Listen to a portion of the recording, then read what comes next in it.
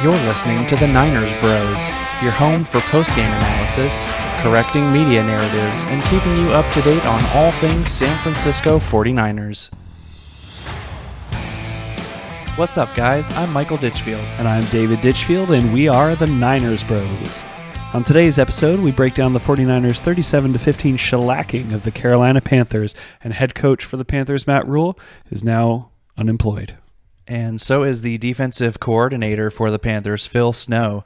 So anytime you can go on the road and get the opposing head coach and defensive coordinator fired, that's generally a good sign. Yeah, and we don't want to be too flippant about it. Of course, Matt Rhule's a real person, and I'm sure his kids don't want to answer questions about their dad getting fired at school today. But he is still owed over $40 million by the Panthers.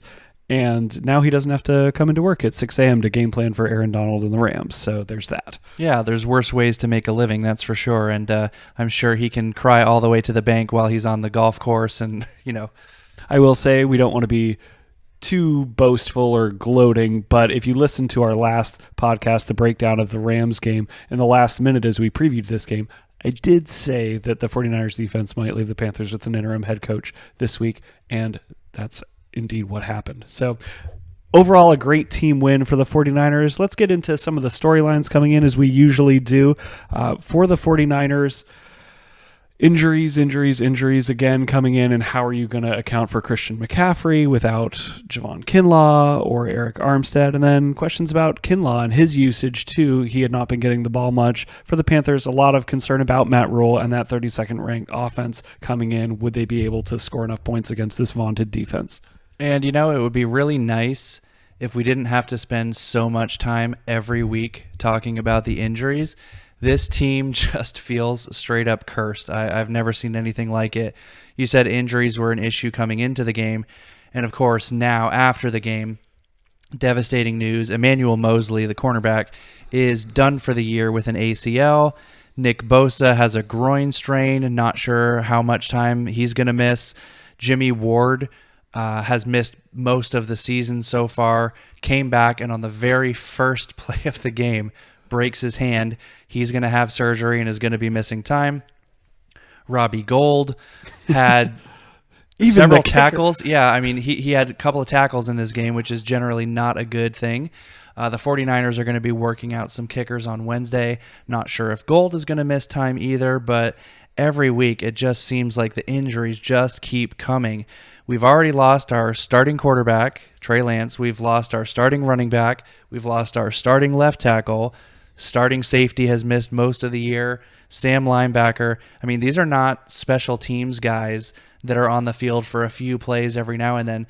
These are really serious injuries. Yeah, the 49ers came into this game with the second most injuries in terms of starters missing time and things like that. Some of the graphs that were up, and now more losses just piling on. So fortunately, they do come out with a win in this one, and let's get into the drive-by-drive like we usually do. If you didn't get to watch the game, or even if you did and you want to relive it, we're just going to talk about how this game sort of unfolded. So right off the bat, George Kittle did get involved early with 2 catches on the opening drive for the 49ers, which was nice to see. And then Jeff Wilson ripped off a 41-yard run where, again, it was like the Red Sea parting and just nobody between him and the one safety to beat. He did beat him to the outside. Didn't make it all the way. I think Elijah Mitchell is scoring on that, but still 41 yards, a new career high after last week's career high. If he does that every week, a new career high. Yeah, we're going to be in great shape. I think so.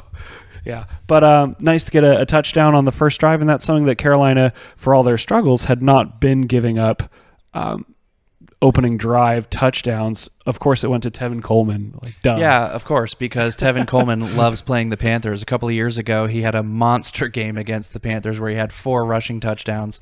Of course, in this game, had a receiving and a rushing touchdown, which I think everybody was probably starting him on their fantasy teams. Oh, I'm sure. Yeah. If you're in like a 30-team league or something like that. But after that, Carolina's opening drive, they go 3 and out with a pass breakup by Mooney Ward. He's someone that you just keep talking about as you do drive-by-drive analysis because he affected so many plays. 4 pass breakups in this game. Can we talk for a minute about the decision to sign him for $13 million a year instead of going after J.C. Jackson or Steph Gilmore, even though Steph Gilmore has been good? Yeah, and the 49ers couldn't have gotten off to a better start. Touchdown, and then your defense goes 3 and out. Charvarius Mooney Ward has been everything the 49ers could have expected and so much more. Like you said, 4 pass breakups in this game alone. He has been phenomenal. Just shut down corner absolutely the entire season. It's been so great to watch. I would argue that his play on defense this year has been similar to Bosa's in that it changes what we can do on defense. Just having him out there and knowing that he does not need help, it changes whether we can blitz or not, whether we need 2 safeties in the back or 1. It's just been really remarkable. But anyway, on the next San Francisco drive, Kittle gets involved with 2 more catches, but he fumbles. Yeah, and, happy birthday, George. Great to see him getting involved in the game plan. Unfortunately, that fumble there, not ideal. Ultimately, the Panthers were not able to turn that into points, so... Yeah, they missed a field goal, which we've been doing plenty of, but we'll talk about that later. On the next drive for the 49ers, Jimmy Garoppolo made probably the best throw of his career.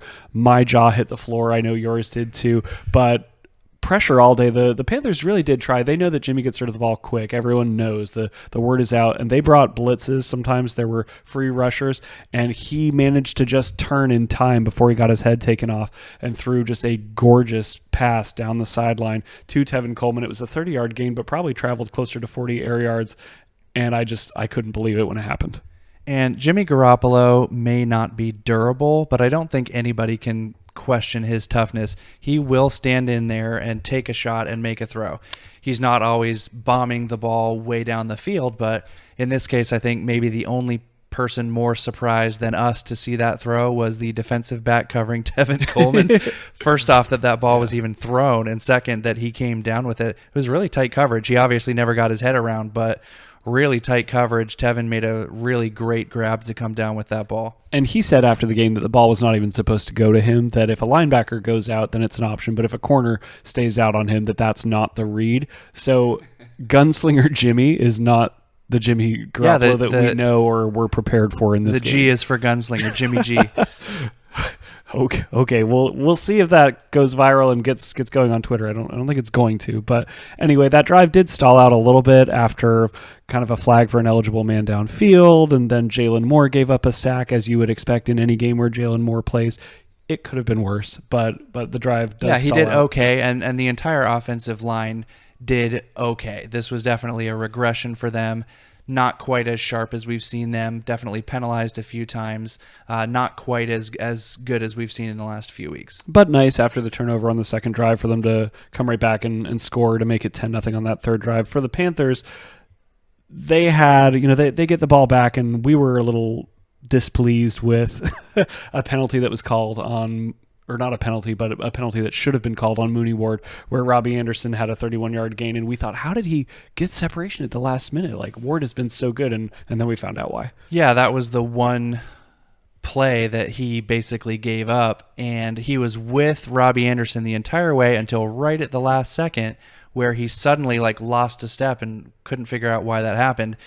On the replay, you got to give Robbie Anderson credit. That might be the slickest OPI I've ever seen. He absolutely created separation there, but it was really subtle, and so the refs didn't see it, and he definitely got away with one there, but that's really the only time all season that Mooney has even given up a big-time play. And if you were not watching live, it's very unlikely that you would have seen the highlight of this, or at least the slow-motion replay of it, but I'll describe it to you. Basically, it's like what Kittle did in the Super Bowl, where he got called for that flag at the end of the first half if Kittle had pushed more. But it should have been OPI in our opinion. But it doesn't end up hurting the 49ers too much. They do march down and kick a field goal. Hufanga actually had a sack earlier in that drive, but it wasn't like a 10-yard loss. It was just sort of like a Baker scrambling to get back to the line, and Hufanga was the nearest man. But after that, both quarterbacks were in a bit of a groove, some good throws early on, but they did kind of trade punts a little bit. The 49ers finally got another drive going,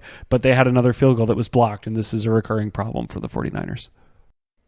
And the 49ers actually had 2 kicks blocked in this game. One of them was an extra point. Mitch Wishnowsky was called in for kicker duty after Gold exited the game with a knee injury after one of his tackles, and that's never good when the kicker is involved in multiple tackles. So we're going to get to that. But. So yeah, Wishnowsky of course came in and snap hooked his first attempt. That was like, who was it? Was it Chase McLaughlin that a couple of years ago where he had one that he just absolutely kicked it basically like off the screen. So that's what Wishnowsky did in his first attempt. His second attempt, which was an actual PAT, he was going to snap hook it again and actually got an assist. This one was blocked. He was going to snap hook it again. This one was blocked so hard, he actually altered the trajectory of the ball. Redirected it. Yeah, redirected through the goalpost. The commentators were so funny about that too. They said, it goes through the ball, he manages to persevere. It's like, oh, no. He redirected that back in line to where it actually was good. But yeah, I feel like the Panthers should have gotten like at least a half a point for that or something. They would take it. Anyway, a blocked field goal, but fortunately, this one at least wasn't returned for 7 like in previous weeks. Coming out of that, Emmanuel Moseley gets a pick 6 off of Baker Mayfield, and you called this. I did, and I have no way to prove that, but about 6 or 7 seconds before that play started, I said Baker's going to throw a pick 6 here. Didn't know to whom, but it was nice to see Emmanuel Moseley in the right place at the right time, and then capitalizes, gets that great return for a touchdown, and gets the Niners to that infamous 17-point mark. Yep, and we talked about that, just that under Matt Rhule, when people score 17 points against the Carolina Panthers, or when they score more than 17, generally they win, which is a lot of why he is not, he's not on his sofa today because he couldn't develop Teddy Bridgewater or because he couldn't fix Sam Darnold or make a star out of Baker Mayfield. He's sitting on his couch because this is a team that you cannot win by scoring 17 points in the NFL. So when you go up 17 in that first half as the 49ers, you're feeling pretty good about this, that the Panthers are not going to be able to mount some kind of magical comeback. Yeah, I think what's the number? The Panthers have won like one game when their opponents have scored 17 or more. So yeah, feeling good definitely with 17 at the half. 17 at the half, 17-3, so a 2-touchdown lead. And Jimmy Garoppolo was good in the first half. He was 11 of 18 for 136 and a touchdown. Wilson, 7 carries for 49 yards. So feeling pretty good coming out of halftime. Carolina gets a big return out to the 50, and they put together their best drive overall. There were some incompletions from Baker Mayfield, but McCaffrey ultimately gets a 19-yard touchdown. Hufanga missed him in the open field, but so do a lot of great players in the NFL. Yeah, and this wasn't Hufanga's best game. We've been singing his praises basically every week as he makes one spectacular play after another. He definitely missed a few in this game. Nothing too crazy. This is the NFL. You're going to have bad games, but Christian McCaffrey is definitely one of those special players. Just like there's only one Deebo Samuel, there's really only one Christian McCaffrey when he's healthy. And certainly one of those guys that's really, really difficult to bring down in the open field. Deebo is more of a tackle breaker, whereas McCaffrey is more of a make you miss completely and break your ankles kind of a guy. Sure. 49ers come right back after that, and they have a pretty horrible sequence as a fan. You're just kind of pulling your hair out, where Danny Gray is targeted on a deep shot, and it's just not even close, again, which is a recurring theme. I'd like to talk about that for a minute. But right after that, they announced that Bosa is hurt with the groin and may not return. And then Kittle on a false start. It was more of like a false running start. He was like 20 yards up the field on it. Like if you ever watched that Indiana Jones movie with River Phoenix, where it's like when Indiana Jones is young and he's with his troop of scouts and they're out in the desert and he comes out of a cave and everyone's gone and he says, "Oh no, everyone's lost but me." That was Kittle on that play. Like he thought that everyone else should have been going and he was the only one. That was pretty bad. Definitely the walk of shame. He's 10 or 12 yards downfield and the rest of the team is still at the line of scrimmage. So if you were wondering who is to blame on that one, I don't think the refs had to confer on that one. No. But ultimately, there was a PI on a 4th down that kind of bailed the 49ers out there.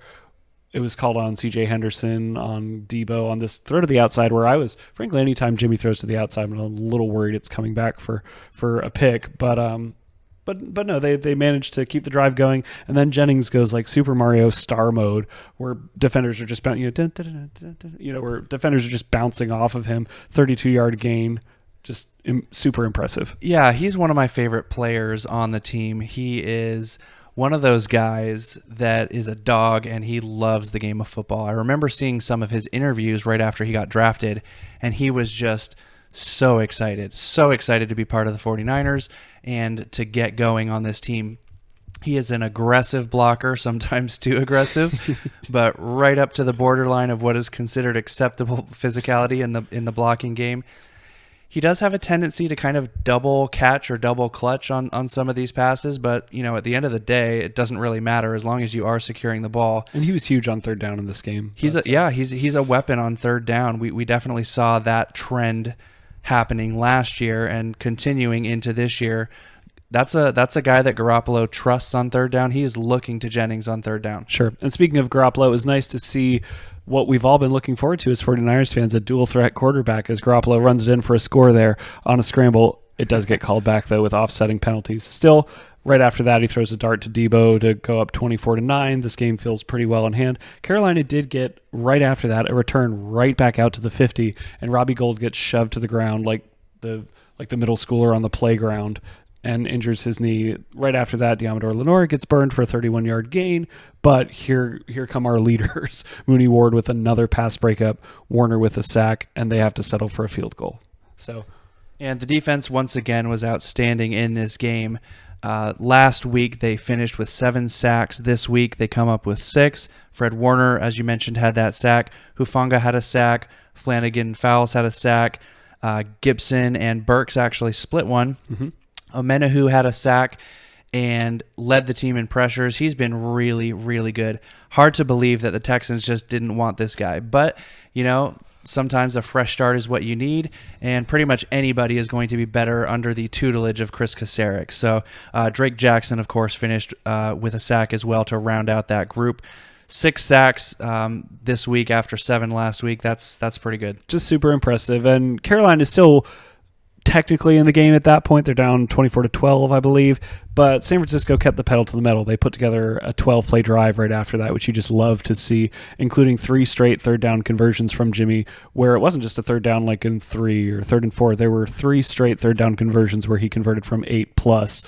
So just super impressive stuff from Jimmy. And then Wilson got a 16-yard run all the way down to the 1-yard line. I know one of our issues with Wilson, we appreciate him, but he seems to get one big run early and then a bunch of 2-yard runs, and it really augments his yards per carry. It was nice to see him actually finish the game a little bit stronger and have a nice 16-yard run to the 1 and then punch it in on the next play to make it 30-12. Yeah, he finished 17 carries for 120 yards and did get rewarded with that goal line touch, punched it in for a score. Jimmy, of course, was 18 of 30 for 253 and 2 passing touchdowns. He had a 109.4 quarterback rating. If that's a stat that you're into, I know a lot of people are not, but I think that was certainly his best game of the year. He had a couple of inadvisable, shall we say, throws. Sure. He had one over the middle to Debo that just wasn't really close to anybody. Had a couple of throws in traffic, but he had a bunch of really, really nice throws in this game as well. He had a really great throw, actually, in the back of the end zone to Debo.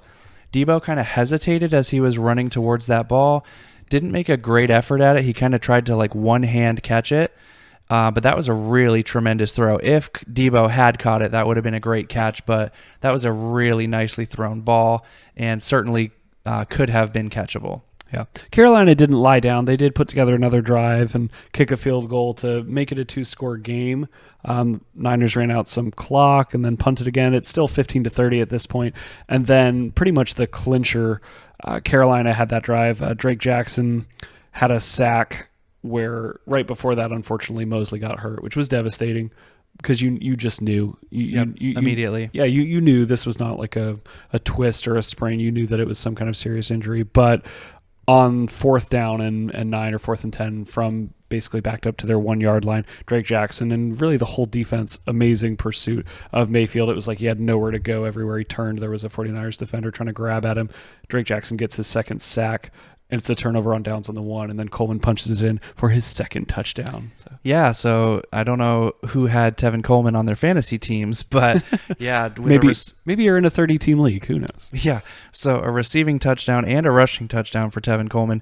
He finished the game with 8 carries for 23 yards, so nothing special in terms of yards per carry there, but it was interesting to see him actually take the ball outside. He had a couple of 10-yard plus runs, which is kind of that Shanahan staple, right? That outside stretch play where the running back just gets to the edge quicker than the defense and goes untouched to the sideline. And usually, again, that's like a 10 to 12, 10 to 15-yard run.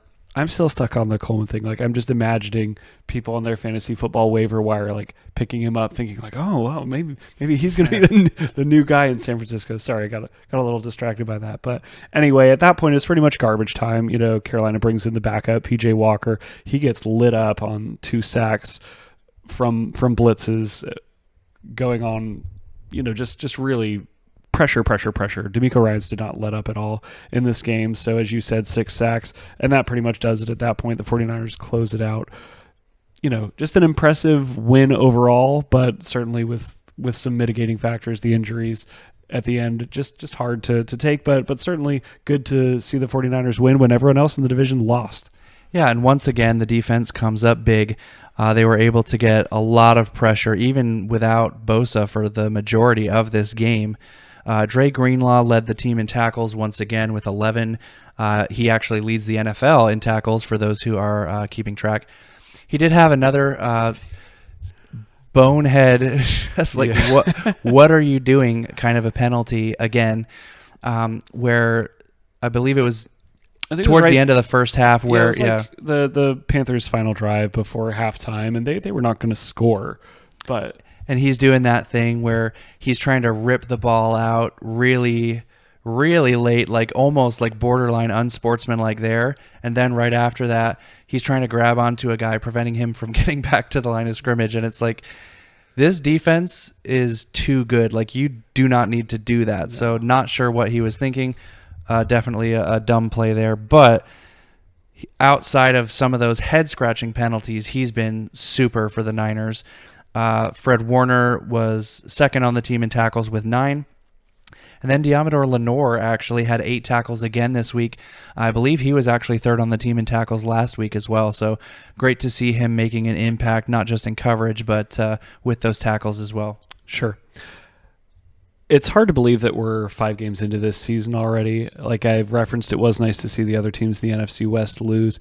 But I think we're at the point now where even if you can't draw final conclusions, we're starting to get a feel for how the draft and the offseason free agent acquisitions and departures, how they're affecting teams.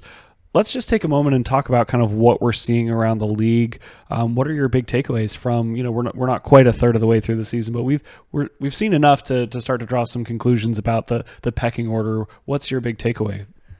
Yeah, I don't know what my big takeaway would be, but in terms of maybe unexpected things or surprises, I would say maybe the Giants at 4-1, and really actually the whole NFC East really off to a really strong start. The NFC East used to be the powerhouse division in the conference, and lately they've kind of been a dumpster fire. Sure.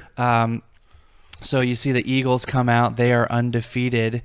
The Cowboys have not missed a beat with their backup quarterback. Arguably, I mean, can you say that? Are they better without Dak? I don't know. I won't go there. We'll leave that to Skip Bayless. He's got to be just insufferable right now. Obviously, the Commanders are the cellar dwellers there, and what a shock, right? Carson Wentz was not able to turn that team around under Ron Rivera's leadership. But yeah, the Cowboys, the Eagles are doing great, and the Giants again 4-1 and coming off a win against the Packers. Like, wow, that was pretty crazy.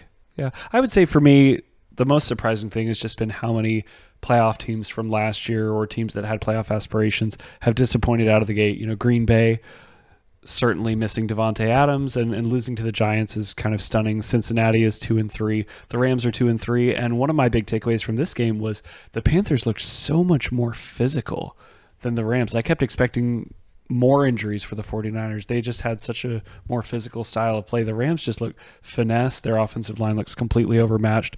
They do not look like threats to repeat. They don't even look like threats to win a wild card spot. Anything can happen, and we'll see. They're always aggressive with draft picks, and maybe they trade for someone like Christian McCaffrey at the deadline. But the Colts too. Matt Ryan looks like the ghost of Matt Ryan. The Broncos with Russell Wilson. They have a head coach who could be one and done, and Russell Wilson is not playing as well as Geno Smith. So that's been the biggest surprise, is we came in thinking this was going to be the most exciting and interesting NFL season ever, with so many teams potentially vying for the spot at the top. And it really seems like it's the Bills the Eagles, and depending on how well Jimmy Garoppolo can play, the 49ers, with the Chiefs trying to manage around some roster deficiencies. But there is not a whole lot of competition at the top in terms of who the elite teams are. I think 5 games in, we pretty much know. Yeah, there's a lot of, like you said, just kind of average teams. You see the teams that actually have the potential to be more and to be better. And then, there's just a lot of parity right now. There are not a bunch of really elite teams. There are a lot of just these kind of middling teams. The 49ers absolutely should be 5-0 right now. Oh, sure. With the teams we've played. But you'll take being in first place alone. As you said, all the other teams in the division did lose this week, so thanks, guys, for that. Always nice to be in first place alone. One thing that, I think we mentioned is the turf, and this is such a huge issue. Yep. Kittle really talked about this, and he's been, he's kind of known as a goofy, kind of a carefree sort of a guy. But when it comes to turf, he's made his opinions pretty clear over the years, and came out with he made a really interesting point, and that is that how bizarre would it be in the NBA if, depending on which city or which stadium you were playing in, if they used a different surface, different wood, different flooring. It's absurd that you have a national football league where the surfaces are different. And I know in baseball, they also have some of this, but in baseball, you have star players like Ronald Acuna Jr. for the Braves, who tore an ACL, out in Miami. He was just kind of jumping for a ball. When he came down, his foot stuck. So it is bizarre that this problem exists, especially in football, which is such a contact sport. It's a shame, and you can't 100% pin that on this Mosley injury, but we've seen the stats. It's over 16% more lower leg injuries on these artificial fields than on grass, and that is a concern going forward. How many other superstars is the league going to lose this year to lower leg injuries? And as much revenue as the NFL generates, you'd think they would find some way to address this issue, if not completely alleviate it. The NFL does raise awareness for a lot of really great causes, but what I would like to see is a month where ACL month. Yeah, where the players can basically raise awareness to, we need to not be playing on turf anymore, artificial turf. Yeah, that would be something. Yeah, Goodell, I think Goodell would really love that idea. Everyone email him about that right now. I'm sure that's what the 49ers are doing at the Greenbrier, other than just getting ready for the Falcons. And before we get into that, I do want to just say for a moment that it'll be interesting to see how D'Amico Ryans compensates for the loss of Emmanuel Mosley. I think we saw Samuel Womack enter the game for him, and Womack was someone who played really well in the slot in preseason, had 2 interceptions, but he could potentially hang on outside. Yeah, he was really feisty in the preseason, and it seems like Lenore has kind of locked down that slot position, that nickelback role. So I wouldn't be surprised at all to see Womack get that job. I think there's probably going to be a competition between him and Ambry Thomas. Not sure what kind of progress, if any, Ambry Thomas has been able to make over the offseason. He came into the game and gave up a catch right away. He gives me Akello Weatherspoon vibes, where Weatherspoon turned into a decent player, but in his early tenure with the 49ers, anytime he was inserted into a game, he immediately gave up catches, and it wasn't like he was way off. They were usually contested, or he was close, but just didn't get his head around in time or things like that. And Ambry Thomas seems to be a bit of a magnet for the ball, where it just always seems to find the guy he's covering, and he's not quite there, other than that huge pick he had against Stafford last year. Yeah, basically getting us into the playoffs. That was a huge play, and he certainly did improve. But Ambry Thomas was not really somebody that should have been on the field as much as he was last year. Obviously, that was out of necessity due to injuries. Once again, shocker. But it'll be interesting to see, again, if he has progressed, if he's going to get some more playing time. Not sure. Again, Womack has looked really good. 49ers have Jason Verrett coming back allegedly from injury. It doesn't sound like he's going to play in this Falcons game. I think they're kind of building him up. There's no point in bringing him back from a knee injury for him to blow out a hamstring because he's not in shape yet. But I think they're kind of hoping that maybe by the Chiefs game he'll be ready. But that'll be on turf. And on turf. Yeah, can we? I don't care how Bosa feels. Can we just hold him out of this Falcons game? Yeah, please. I mean, we should be able to beat the Falcons without Bosa. Don't push your luck here. Yeah. I do want to talk to, D'Amico has choices with how to replace him. I have full confidence that he will figure it out. He has been just elite as a defensive coordinator, and good for him. He had one interview for the Vikings job last year, and he didn't pursue it. I think it's a foregone conclusion in the league that he will be getting a job. He will be interviewed for pretty much every opening, and he may have his pick of 2 or 3, and good for him, and good for the 49ers for having Vic Fangio hanging around the building in the offseason, knowing that D'Amico Ryans is not long for this team.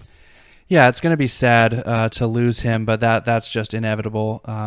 Like you said, I think it was a really smart decision of him. I don't know if it was ever officially offered, but I think he wanted to get that experience, right, of interviewing for a head coaching job. Sure. So he's been through that process, but the experience that he's getting under his belt right now is going to be invaluable as a head coach. He's probably seen a lot of these other coordinators go on to head coaching gigs, and they just flame out immediately. So good for him for making the smart play, getting some experience, sort of building that resume, those game time decisions, so he doesn't have to do a Hackett and call somebody else in to make those game time decisions for him like the Broncos do. He will absolutely be a head coach next year, and the one nice thing about that is the 49ers will at least get a compensatory draft pick for that, probably a 3rd-round pick. We seem to be taking more advantage of that program than anyone else in the league, and good for us. I'm sure that D'Amico Ryans will have things cooked up for Marcus Mariota. The Falcons this week are coming off a really gut-wrenching loss to the Bucs, where they were called for the most gentle and delicate roughing the passer penalty in the history of the NFL because it's Tom Brady. Yeah, 49ers fans are no strangers to BS roughing the passer calls, but that one was special. If there are any Patriots fans listening, which I don't know why you would be listening to a 49ers podcast, but can anybody really stand up and say that, okay, no, Tom Brady is not treated differently than any other quarterback?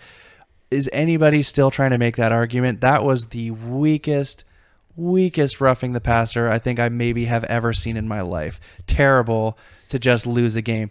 So on the other hand, you could say that the Falcons kind of got away with pass interference on the previous play in that drive, but still, boy, that roughing the passer, that was terrible. We haven't talked about this, but just quick snap decision. Do you think that after the divorce that Tom Brady comes and plays for the 49ers when he's 48 and his kids have blackballed him, they don't want to see him?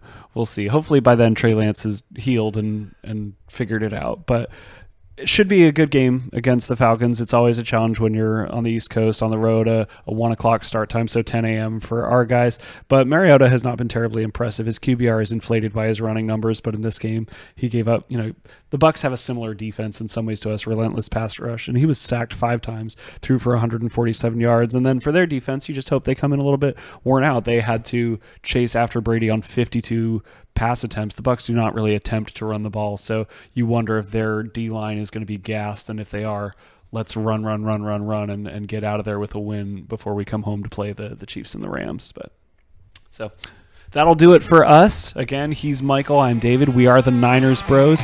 Be sure to like and subscribe. We're on Twitter, Apple Podcasts, Spotify. Thanks for listening, and we'll see you next week.